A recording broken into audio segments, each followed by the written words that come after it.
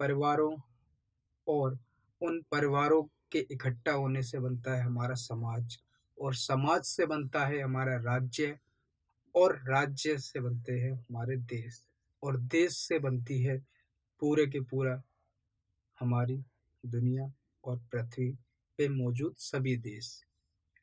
क्यों मानव सभी अन्य जीवों से अलग है?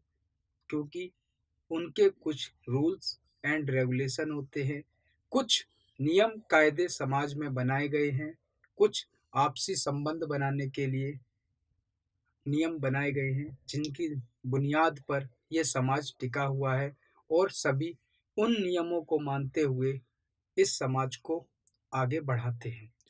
उन्हीं समाजों में हमारे जो संबंध होते हैं एक दूसरे के प्रति, चाहे वो बहन भाई के प्रति हो, या माता पिता के प्रति हो, या टीचर और स्टूडेंट के प्रति हो, उन समाजों और उन संबंधों के जोड़ने से ये रिश्ते बनते हैं। ऐसे ही एक रिश्ता होता है हमारा शादी का, जिसमें लड़की और लड़के के संबंध बनाए जाते हैं, उनका समाज के सामने पारिवारिक तौर पर उनकी शादी कराई जाती है। शादी इसलिए कराई जाती है कि उनके होने वाले रिश्ते को समाज में एक मंजूरी मिल सके और आपस में वो रह सके। जब ये संबंध आपस में टूटकर या एक दूसरे के प्रति छुपाकर कोई भी किसी जो समाज ना माने ऐसे संबंधों को जोड़ता है, तो उस संबंध को अवैध संबंध कहा जाता है।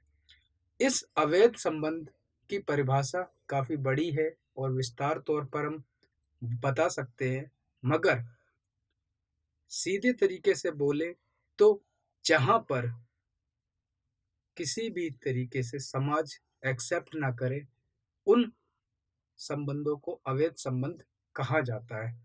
और इन अवैध संबंधों के कारण ही बहुत सारी हत्याएं भी होती हैं, बहुत सारी ऐसी दुर्घटनाएं भी हो जाती है हमारे समाज में, जो मानव के कलंकित करने के लिए काफी होती है। आज मैं आपके लिए लेकर आया हूं एक ऐसी ही सत्य घटना, जो कि 2019 में घटित हुई। एक ऐसी घटना जो आपकी रूह कपा देगी, एक ऐसी घटना जो आप सोचेंगे कि हुआ ऐसा क्यों, और हुआ तो आखिर क्यों। चलिए फ्लैशबैक में चलते हैं। बात है नवंबर 2019 की। राजू श्याम राम श्याम एक ईंट के भट्टे में, जो कि गाजीपुर के बस गाजीपुर जिला में उत्तर प्रदेश में पड़ता है, वहां पर 9 नवंबर को एक लड़की की लाश मिली, जिसका सर लगभग किसी धारदार हथियार से कीमे के रूप में बन चुका था। मतलब कि जो भी देखे तो उसकी रूह कांप जाए, इस तरीके की हत्या की गई थी। वो हत्या क्यों की गई थी, उसको जानने के लिए हमें सबसे पहले फ्लैशबैक में चलना पड़ेगा उस लड़की की जिंदगी की तरफ, और उस लड़की की जिंदगी से पहले उसके पिता की जिंदगी की तरफ चलना पड़ेगा। चलिए चलते हैं लगभग 2006 के आसपास।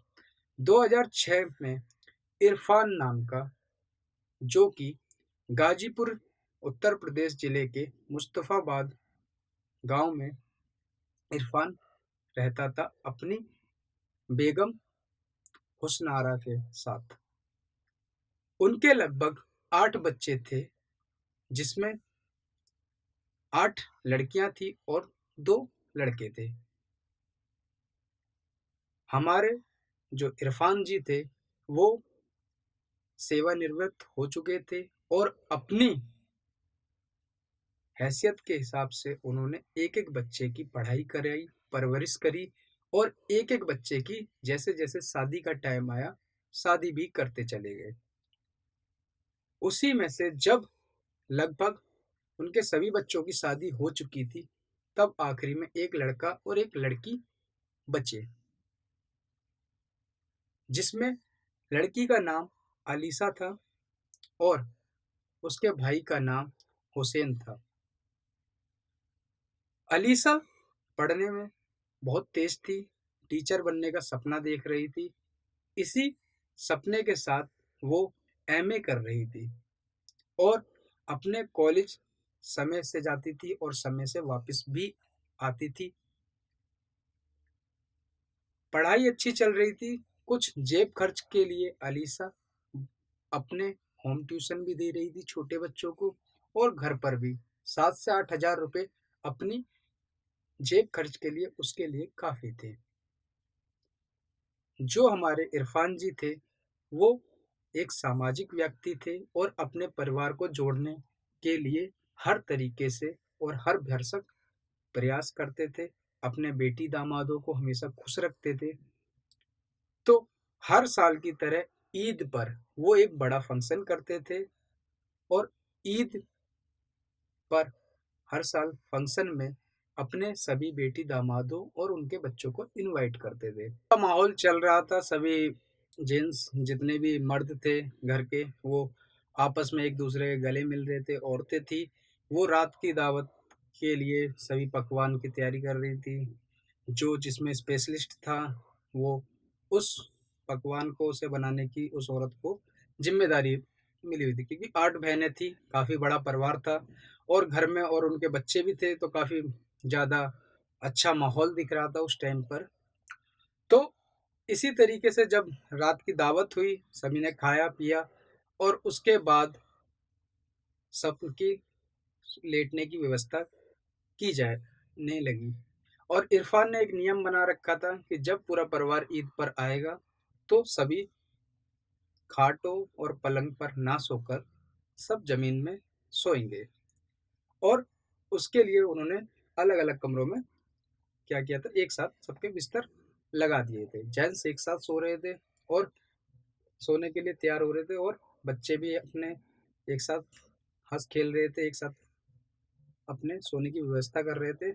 जो औरतें थी घर की, वो रात की दावत के जो बचे हुए बर्तन थे उन्हें धोने की तैयारी कर रही थी। तो उसी तैयारी में काफ़ी नाइट हो चुकी थी और सभी अपनी अपनी व्यवस्था लेटने की कर चुके थे। लेटने की व्यवस्था के साथ साथ क्या हुआ कि जब ऐसा माहौल होता है तो बहुत कम जगह बचती है। तो जो उनका दामाद था, जो कि इरफान सॉरी इमाम नाम से था, इमाम नाम था, और उनकी पत्नी का नाम था सुगफ्ता। सुगफ्ता नाम था उनकी पत्नी का, जो कि हमारे इरफान जी की तीसरे नंबर की बेटी का पति था। उनके खुद के 2 लड़के थे और इमाम जो थे वो अपने वालिद जी के, पिताजी के जो मदरसा था उसमें टीचर थे, और वो काफ़ी ज़्यादा उम्र दराज और कह सकते हैं कि एक्सपीरियंस प्रवृत्ति के व्यक्ति थे। सभी लेट रहे थे, तो जो इमाम जी थे, जो कि इरफान के दामाद थे, उन्होंने अपने बगल में थोड़ी सी जगह बचा ली थी कि मेरी पत्नी यहाँ पर लेट सके। और इस तरीके से कोई भी उनके पास वहाँ लेटने आता तो इमाम जी मना कर देते कि यहाँ मैंने अपनी पत्नी के लिए जगह बचाई है। अब लास्ट का सभी औरतें भी लगभग सोने की तैयारी में थी। आखिरी में घर की बची हुई जो लड़की थी, इरफान जी का आखिरी लड़की जो थी अलीसा, वो और इमाम जी की पत्नी सुगुफ्ता बर्तन धो रहे थे साथ में। अब जब आखिरी में सोने की बारी आई, तो जो इमाम जी की पत्नी थी सुगुफ्ता, उसने अपनी बहन से कहा कि मेरा अपने मायके में अपने पति के साथ सोना सही नहीं लग रहा मुझे, क्योंकि हो सकता है सारे के सारे घर वाले ये कहें कि लड़की शादी के बाद बिल्कुल बेहा हो चुकी है, कि घर पर भी अपने पति के साथ सो रही है। तो एक काम करते हैं, तुम मेरी जगह पर सो जाओ और मैं तुम्हारी जगह पे जाकर सो जाती हूँ। तो अपनी बहन को वो अलीसा मना नहीं कर पाई। अलीसा जाकर इमाम के बगल में सो गई। इमाम उस टाइम पे सोए हुए थे और अलीसा उसके पास, इमाम जी के पास जाके सो गई और इमाम की पत्नी सुगुफ्ता अलीसा की जगह पर जाकर सो गई। लगभग आधी रात के वक्त इमाम जी ने अपनी पत्नी सुगुफ्ता को समझकर अलीसा की छाती के ऊपर हाथ रखा और अलीसा भी लगभग जवानी की उस उम्र में थी जिस उम्र में अलीसा को किसी मर्द का छाती पर हाथ रखना एक काफी मनमोहक लगा। अलीसा दिखने में भी बहुत सुंदर थी और 19 वर्ष की हो चुकी थी। अलीसा ने सोचा कि मैं इनके हाथ को हटाऊं और उन्होंने अलीसा ने तुरंत इमाम के हाथ को वहां से हटा दिया अपनी छाती से। मगर शायद इमाम जी को पता था कि ये मेरी पत्नी है, इसलिए उन्होंने वो हरकत करना चालू कर दी। अब अलीसा ऊपरी तौर से मना कर रही थी और अपनी उनके हाथ को बार बार हटा रही थी, मगर अंदरूनी तौर पर अलीसा भी इस कार्य को करने में सहमत सी हो चुकी थी और उनका इस तरीके से पहला आलिंगन हो गया। तभी आलिंगन होने के बाद इमाम को पता चल गया कि ये मेरी पत्नी नहीं, मेरी साली है और ये मुझसे गलत हो गया। उन्होंने उस वक्त उससे सॉरी मांग ली, मगर सुबह एक दूसरे से वे नजरें बचाने लगे और इमाम मुस्कुराते हुए उसकी तरफ देखते रहे। अब इमाम को उससे प्यार होने लगा, मोहब्बत होने लगी और अलीसा भी अपने जीजा की तरफ अट्रैक्ट हो रही थी। अलीसा को अभी ये फर्स्ट आलिंगन था, पहला आलिंगन था, इसलिए उसे भी काफी संतुष्टि मिली। इस कारण वो भी इस जो ये गलती थी, इस गलती को आगे भी बरकरार रखने के लिए तैयार थी। अब अक्सर इमाम अपनी ससुराल में अकेला आया करता और अलीसा को जब भी मौका मिलता उसे पकड़कर चुंबन लेने की कोशिश करता और अन्य क्रिया करती। अब अलीसा ने कहा कि और अपनी इमाम ने पूरी इच्छा जाहिर की कि मैं तुम्हारे साथ जो मुझसे गलती से हुआ था वो मैं दोबारा दोहराना चाहता हूँ।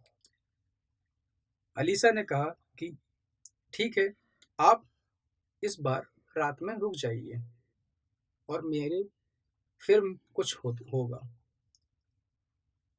इमाम जी उस रात अपनी ससुराल में रुक गए और अलीसा रात को जब सभी सो गए थे तो इमाम के बिस्तर में जाकर सो गई और उनकी जो गलतियां उनसे हुई थी वो वे जानबूझकर करने लगे। अब अक्सर इमाम ससुराल में जाते और उनका ये सेक्स क्रिया और जो अवैध संबंध का क्रिया थी वो चालू हो गई। अब अवैध संबंध इस हद तक बढ़ने लगा कि इमाम को अपनी साली से बेइंतहा प्यार हो गया और वह इस कदर हो गया कि जिसकी कोई सीमा ना हो। अलीसा एक दिन अपने स्कूल कॉलेज टाइम से लेट हो गई, 5 बज चुके थे। अलीसा के भाई हुसैन ने अलीसा को कॉल किया, तो अलीसा ने कॉल को पिक किया और उसने कहा कि मैं 15 मिनट में घर आ रही हूँ, मुझे थोड़ा सा लेट हो गया था। तो परिवार वाले संतुष्ट हो चुके थे कि 5 बजे तक और 5:30 या 6 बजे तक अलीसा घर पर आ जाएगी। मगर उनकी माथे की जो चिंता की लकीरें थी वो ज़्यादा गहरी तब हो गई जो लगभग 7:30 बज चुके थे और किसी भी तरीके से अलीसा घर पर नहीं आई उस रात। रात थी 8 नवंबर 2019 की। जब हुसैन ने दोबारा कॉल किया तो अलीसा का फोन स्विच ऑफ चला गया। घर वाले काफी हैरान परेशान हो गए। लगभग 9 बज चुके थे। तब उन्हें लगा कि कुछ गलत हुआ है हमारी बेटी के साथ शायद। तो उन्होंने उसके पिता इरफान, बेटा हुसैन और अपने एक दामाद को लेकर वो नज़दीक के थाने गए और थाने में जाकर उन्होंने अपनी कंप्लेंट लिखाई कि हमारी बेटी इस तरीके से गुमशुदा हो गई। 9 नवंबर 2019 को हमारे थानेदार सलीम जी को ये खबर मिली कि राम श्याम ईंट भट्टे के पास एक लड़की की संदिग्ध हालत में लाश पड़ी है, जिसका सर इतनी वहशियत से कुचला गया है किसी धारदार हथियार से कि उसका बिल्कुल कीमा बन चुका है, उसका पहचान पाना नामुमकिन है। तो सलीम जी सुरक्षा बल के साथ घटना स्थल पर पहुंचे। उन्हें आशंका हुई कि जो 8 नवंबर को इरफान का परिवार आया है, कहीं ये उनकी लड़की तो नहीं। तो इसलिए उन्होंने घटना स्थल पर इरफान को सूचना देकर बुला लिया। सूचना मिलते ही इरफान का परिवार पहुंचा और कपड़ों से लगभग उन्होंने शिनाख्त कर ली कि हाँ, ये हमारी लड़की है और रोना धोना चालू हो गया। परिवार के ऊपर विपत्ति टूट पड़ी थी क्योंकि ऐसी परिस्थिति उनके ऊपर नहीं, ऐसी ना तो उन्होंने कभी सोची थी जो उनके साथ हो चुका था।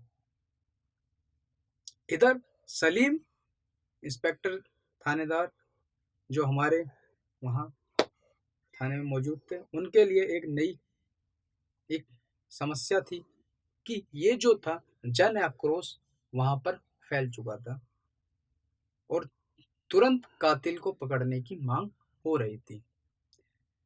सलीम जी ने वहां के कैमरों के फुटेज निकाले और अलीसा के कॉल रिकॉर्ड निकाले, जिसमें अलीसा बार बार एक नंबर से बात करती थी।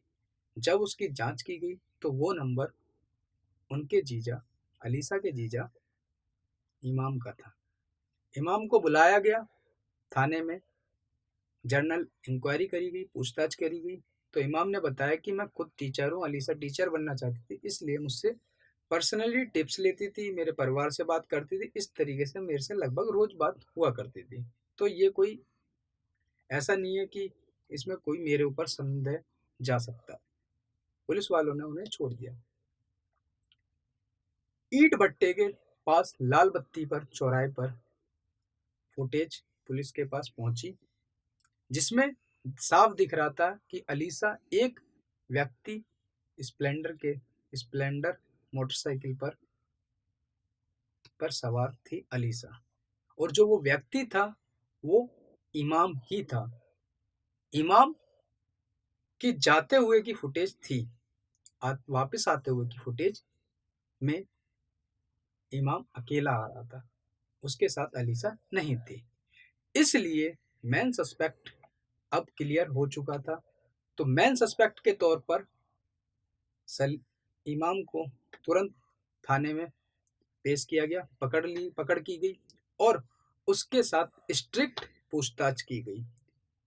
पुलिस के डंडे शायद वो नहीं सह पाया और कुछ ही देर में उसने अपना जुर्म इकबाल कर लिया। उसने बताया कि मेरे और मेरी साली के अवैध संबंध चालू थे काफ़ी टाइम से। मैं अपनी साली को अपनी दूसरी पत्नी के तौर पर रखना चाहता था, दूसरी शादी करना चाहता था, मगर अलीसा ने मुझसे साफ मना कर दिया था शादी करने के लिए। उसने कहा था कि शरीयत हमें यह करने की बिल्कुल भी मन बिल्कुल भी इजाज़त नहीं देता, क्योंकि शरीयत में लिखा हुआ है कि आप एक साथ दो बहनों को अपनी पत्नी नहीं बना सकते। तो इमाम कोर्ट मैरिज के ज़रिए उसे अपनी पत्नी बनाना चाहता था। उसका अपनी पत्नी शगुफ्ता से बिल्कुल भी इंटरेस्ट ख़त्म हो चुका था और इसलिए मगर अलीसा अपनी बहन के साथ गद्दारी नहीं करना चाहती थी और किसी भी तरीके से इमाम से शादी नहीं करना चाहती थी। मगर इमाम इस हद तक अलीसा से प्यार करने लगा था कि अब उसका अलीसा का किसी और व्यक्ति से किसी भी तरीके से बात करना उसे नागवारा था। वो अलीसा का व्यवहार भी ऐसा था कि वो हर किसी से हंस मिजाज करके बात करती थी। मगर ये चीज कहीं ना कहीं इमाम को खटकने लगी और उसके मन में यह संदेह आ गया कि अलीसा का कहीं ना कहीं किसी और व्यक्ति के साथ भी चक्कर है, अफेयर है, इस तरीके से। तो उसने एक प्लान बनाया कि अगर अलीसा मेरी नहीं तो किसी की नहीं, और इस प्लान के तहत उसने अलीसा को जान से मारने का प्लान बना दिया कि मैं इसे रास्ते से हटा दूंगा। क्योंकि इमाम जो था वो एक ईगो वाला व्यक्ति था, एक आत्म इस तरीके का व्यक्ति था जिसे कह सकते हैं एक सनकी दिमाग भी था। तो उसने अलीसा से कहा कि मैंने तुम्हारे लिए दरगाह पर मन्नत मांगी थी, मन्नत पूरी हो गई है, चलो साथ में चलते हैं। अलीसा इमाम पर भरोसा करके उसके साथ चली गई थी। दरगाह पर मन्नत की क्रिया करने के बाद वो वापस आ रहे थे और ऐसी वो जगह देख रहा था, कोई सुनसान जगह देख रहा था इमाम, जहां पर वो अपनी इस प्लान का, इस इरादे को अंजाम दे सके। तो उसने राम श्याम भट्टे के पास सुनसान जगह देखी। उसने अलीसा से कहा कि मुझे लघुशंका जाना है। तो वो पलट कर बाथरूम करने लगा बाइक से। अलीसा बाइक पर बैठी थी। जैसे उसे ऐसे ही मौके की तलाश थी, उसने अपने साथ में लाया हुआ चापड़, जो काफी बड़ा और धारदार हथियार होता है, उसने अलीसा के सर पर वार कर दिया। एक ही बार में अलीसा के सर के टुकड़े हो गए और उसने और शरीर पर भी वार किए। फिर उसने बैठकर उसके सर के बहुत बारीक बारीक टुकड़े करता गया और इतनी क्रूरता से टुकड़े करे उसके कि उसका सर बिल्कुल ही कुचल दिया गया, बर्बाद कर दिया गया। और जिस लड़की से वह जान से ज्यादा प्यार करने लगा था, उसकी उसने इतनी भयानक हत्या की। यहाँ थानेदार के सामने उसने अपना पूरा जुर्म कबूल कर लिया था। जुर्म के किए गए अपराध के चापड़, मोटर बाइक और खून से सने हुए सभी कपड़े बरामद कर लिए गए इमाम से और उसे आईपीसी की धारा 302, 201 और 34 सेक्शन के तहत उसे कारावास में भेज दिया गया। ये था एक अवैध संबंध का एक अंत।